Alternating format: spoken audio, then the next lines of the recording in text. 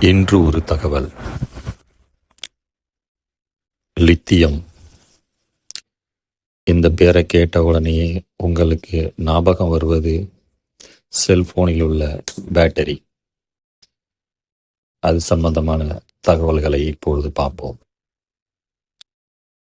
இன்றைக்கு உலகம் முழுவதும் பேட்டரி கார்கள், பஸ்கள் ஓடத் தொடங்கி இருக்கின்றன. இந்த வாகனங்களில் உள்ள பேட்டரிகளில் லித்தியம் என்னும் வேதிப்பொருள் பயன்படுகிறது. லித்தியம் எதிர்காலத்தில் மிக முக்கிய ஒரு வணிகப் பொருளாக இருக்கப் போவதால் உலகில் பல நாடுகளும் லித்தியம் கிடைக்கும் இடங்களை தேடிக்கொண்டிருக்கின்றன. லித்தியம் 1817 ஆண்டுகளில் ஜோஹன் என்பவரால் கண்டுபிடிக்கப்பட்டது. கிரேக்க வார்த்தையான லித்தியோஸ் என்பதில் இருந்து லித்தியம் என்ற பெயர் வந்தது. லித்தியத்தின் உருகுநிலை என்பது 180.50 டிகிரி சென்டிகிரேட் ஆகும்.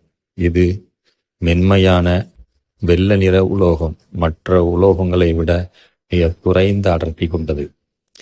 லித்தியத்தின் மிக முக்கியமான பயன்பாடு மொபைல் போன்கள், மடிக்கணினிகள், டிஜிட்டல் கேமராக்கள் மற்றும் மின்சார வாகனங்களுக்கு ரீசார்ஜ் செய்யக்கூடிய பேட்டரிகள், பேஸ்மேக்கர் கருவி, பொம்மைகள் மற்றும் கடிகாரங்கள் போன்றவற்றில் பேட்டரிகள் பயன்படுகிறது. மேலும் விமானம், ரயில்கள் உள்ளிட்ட உலோகங்களையும் பயன்படுத்தப்படுகிறது.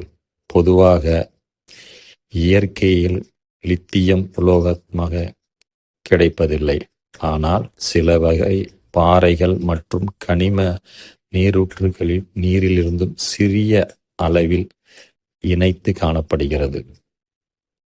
உலக அளவில் சிலி நாட்டில் பெரும்பாலான லித்தியம் உற்பத்தி செய்யப்படுகிறது. தமிழ்நாட்டில் சில இடங்களில் லித்தியம் இருப்பது கண்டறியப்பட்டு உள்ளதாக சமீபத்தில் ஆய்வுகள் தெரிவிக்கின்றன. நன்றி, வணக்கம். மீண்டும் ஒரு பதிவில் நாளை சந்திப்போம்.